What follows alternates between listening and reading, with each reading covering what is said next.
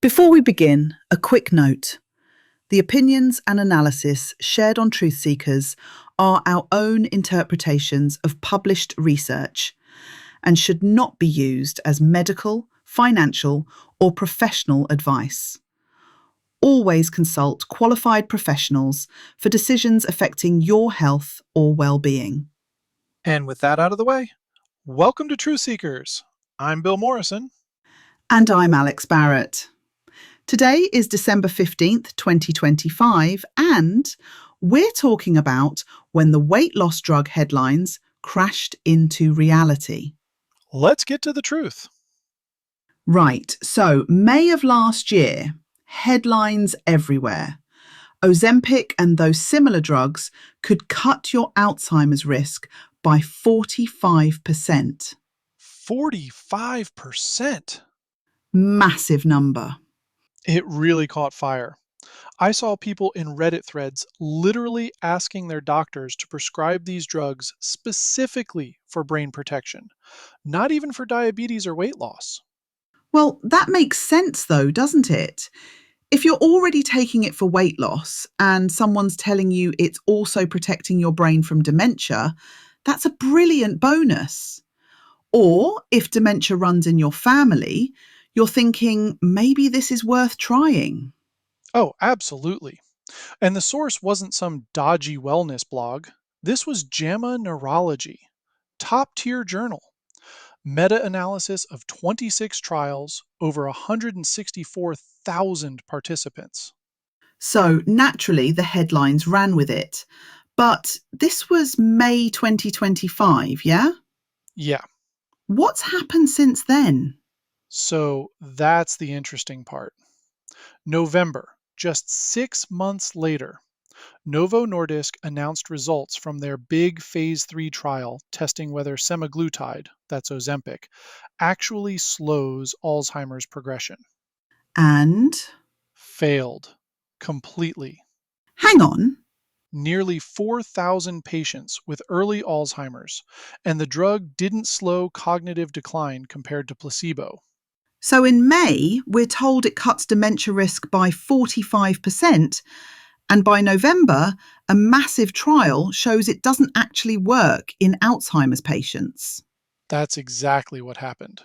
That's how does that even happen?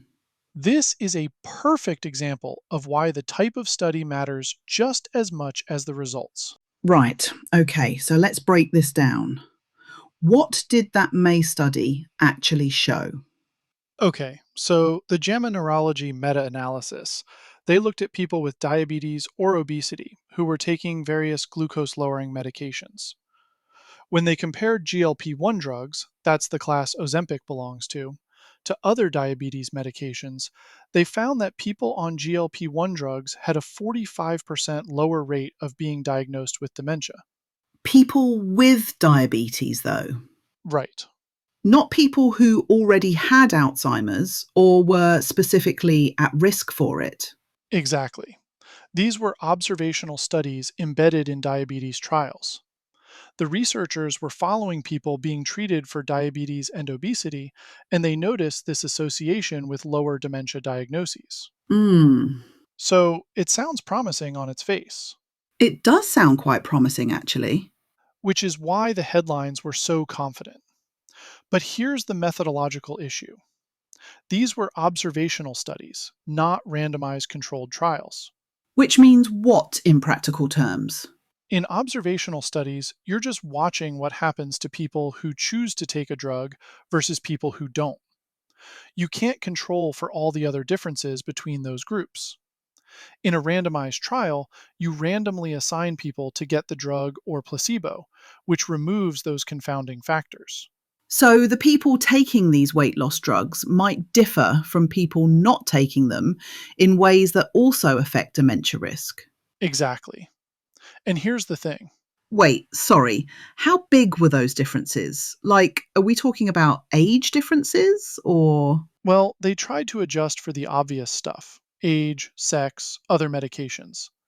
But here's what they can't fully adjust for: obesity and diabetes are both well established risk factors for Alzheimer's. So, if GLP-1 drugs help people lose weight and control their blood sugar, you'd expect to see lower dementia rates even if the drug itself has zero direct effect on the brain, Oh, oh, that's clever. right?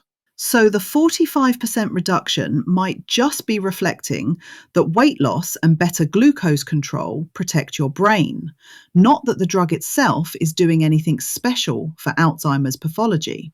That's called confounding by indication.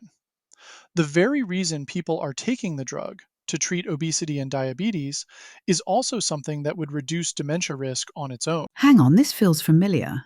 Didn't we? Wasn't there something similar with the dark chocolate and diabetes thing? Yes, that was the same pattern. Observational studies showed people who ate dark chocolate had lower diabetes risk. But But when they actually tested it properly, the mechanism didn't hold up. exactly, because the people eating dark chocolate were also exercising more, eating more fruit and veg. They were just healthier people generally. Right, same thing here. Okay, so when Novo Nordisk actually tested this in a proper trial with Alzheimer's patients, what did they do differently? The Evoke and Evoke Plus trials. They enrolled 3,808 people who already had mild cognitive impairment or early Alzheimer's disease. They randomly assigned half to get semaglutide, half to get placebo, and followed them to see if the drug slowed cognitive decline. And it didn't. Correct. The drug failed to show any benefit on the primary outcome, which was slowing disease progression. Even though, wait, didn't you say there were some biomarker improvements? Yeah, they did see some improvements in Alzheimer's related biomarkers, but that didn't translate to actual cognitive benefit. That's properly disappointing, especially since the mechanism makes sense, doesn't it? There's real science suggesting these drugs could be neuroprotective. There is. In animal studies and cell cultures, GLP-1 receptor agonists do show neuroprotective effects. The theory is solid. But But this is a reminder that what works in a petri dish or a mouse doesn't always work in humans. And the person saying this isn't some critic. It's Daniel Drucker, who actually helped develop these drugs and just won the 2025 Breakthrough Prize for that work. what did he say? He called the results very disappointing and a sobering reminder that GLP-1 medicines will not be helpful for every medical condition. So, when the drug's own developer is saying it doesn't work for this, that's the end of the story, yeah? Well, Oh, there's more? there was a smaller trial published in Nature Medicine in December. The ELAD trial, testing liraglutide, which is another GLP-1 drug. And that one worked? Sort of. It's complicated. The primary outcome was measuring glucose metabolism in the brain, and that showed no difference between the drug and placebo. Okay, so strike one. But on one secondary cognitive test, the ADAS-EXEC, I think it was called, they did see slower cognitive decline in the drug group compared to placebo. That sounds like it did work, though. Here's the issue.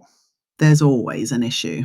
That was an exploratory secondary outcome, meaning it wasn't the main thing they were testing for.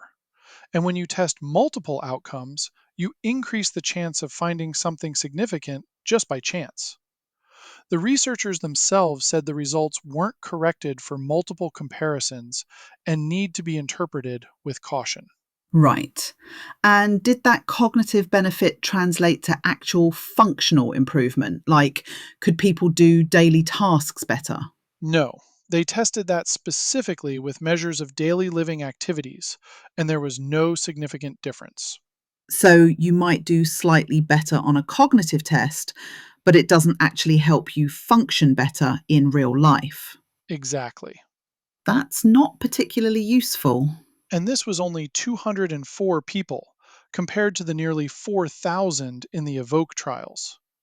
When you have a small positive signal in a small exploratory study, and a clear negative result in a large definitive trial, the large trial wins. Okay, but here's what I don't understand. When I was covering health stories, you'd get these observational studies that would generate massive headlines, and then the follow up trials would come back negative, and everyone would just move on to the next thing. But you're saying the observational data wasn't actually wrong. Well, Because if it was showing a 45% reduction and the real answer is zero, that seems pretty wrong to me. I think that's too harsh. Really? Yeah, the observational studies showed a real association. People taking GLP-1 drugs for diabetes did have lower dementia rates. That's not false. But the implication was wrong. The implication the media drew was wrong. The studies themselves were pretty careful to say they were showing an association, not causation. But by the time it gets to headlines, It becomes this drug prevents Alzheimer's. right, so the data wasn't wrong, it was just incomplete. The association was real, but the reason for it wasn't what people thought. Hmm. What? I don't know. I think I still disagree with you on this. If you publish a study showing a 45% reduction and it turns out the drug doesn't actually prevent Alzheimer's, then what was the point? You've misled everyone. But that's how science works. Observational studies generate hypotheses. Then you test them with RCTs. The system worked exactly as it should. The system worked, but the communication didn't. And that's quite important, isn't it?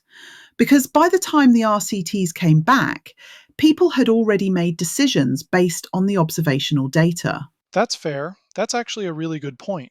I think my issue is that we present these preliminary findings as if they're conclusive, and then we act surprised when they don't hold up. Yeah, yeah, okay. I think you're right about the communication part. The science itself was working as intended, observational data suggesting a signal, then RCTs testing it properly. But the way it was communicated to the public didn't reflect that uncertainty. Right. So maybe we need to be clearer about what observational data can and can't tell us. That would be nice. Although, I mean, drug shows association with lower dementia risk in observational study of diabetes patients is a much less exciting headline than drug cuts Alzheimer's risk by 45%. Well, that's the problem, isn't it? It is. Anyway, what were we. Right. So, what should people actually take from this? Because millions of people are on these drugs and they've probably heard the Alzheimer's claims. If you're taking a GLP-1 drug for diabetes or obesity, keep taking it if you and your doctor agree it's working for those conditions. The weight loss and metabolic improvements are real, and those likely do offer some brain protection indirectly. But don't take it specifically hoping to prevent Alzheimer's. Right, the evidence doesn't support that. The clinical trials testing that specific claim came back negative. What about people who are concerned about Alzheimer's because it runs in their family? What should they focus on instead? The good news is we know quite a bit about what actually does reduce dementia risk: cardiovascular exercise, cognitive stimulation, social engagement, Mediterranean diet, good sleep, and treating cardiovascular risk factors like high blood pressure and diabetes if you have them. And the diabetes point is important because that was part of the confusion, wasn't it? Treating diabetes does appear protective, whether you use these drugs or other methods, Exactly. The benefit might be from improving your metabolic health generally, not from the specific drug. which is actually quite empowering information. You don't necessarily need an expensive medication to get that benefit. Right. And when I was doing A/B testing at my old job, we'd see this kind of thing all the time. You'd see a signal in observational data, get really excited, then run a proper test and find out it was correlation, not causation. How often would the proper test contradict the observational stuff? Often enough that we learn to be skeptical. Maybe I don't know, maybe half the time? More? It depended on how many confounders were lurking. That's depressing. It's just how it works. Observational data is useful for generating ideas, but it's not proof. Right. Okay, so back to the actual trials. The Evoke trials, nearly 4,000 people, proper randomization, and nothing. What was the timeline on those? How long did they follow people? I'd have to double check the exact duration, but these were phase 3 trials, so we're talking at least a couple years of follow up. And genuinely nothing. Not even a small effect? Failed on the primary outcome. There might have been some secondary measures that looked better, but when your main outcome doesn't move, that's it. And by the time those trials reported in November, the damage was already done. I saw GP surgeries with posters about it. Which is why we need to be more careful about how we communicate preliminary findings. Observational data is useful for generating hypotheses, but it's not proof. The other thing that strikes me is how quickly this all happened. May to November, that's only 6 months between this is brilliant news and actually, never mind. That's the pace of modern science communication, but the science itself was working exactly as it should. Observational studies suggested a signal. Researchers designed proper trials to test it, and the trials gave us a definitive answer. The problem is the headlines didn't reflect that uncertainty. So, the lesson for listeners is when you see headlines about a dramatic benefit from a drug, check what type of study it's based on, observational or randomized trial. And whether it's testing the actual outcome you care about. The observational studies weren't testing Alzheimer's prevention, they were testing diabetes control and happened to notice lower dementia rates. Right. And when they actually tested Alzheimer's prevention, it didn't work. That's the story. That's the story. And honestly, even though it's disappointing, it's good to know. Now people can make informed decisions instead of, what did you call it? False hope? Yeah. Now they can make informed decisions instead of relying on false hope. And maybe the next time a headline promises a miracle drug, people will remember to wait for the clinical trials. We can hope. Huh. Hope might be the wrong word at this point. Fair. Right, that's all for today's dive into the data. Just remember, everything we've discussed is our interpretation of published research and shouldn't replace professional medical advice. Absolutely. If you're dealing with health or mental concerns, talk to your doctor, not just us data nerds on a podcast. I'm Alex Barrett, And I'm Bill Morrison and we'll see you next time. on Truth Seekers. Until then, question everything. But verify with data.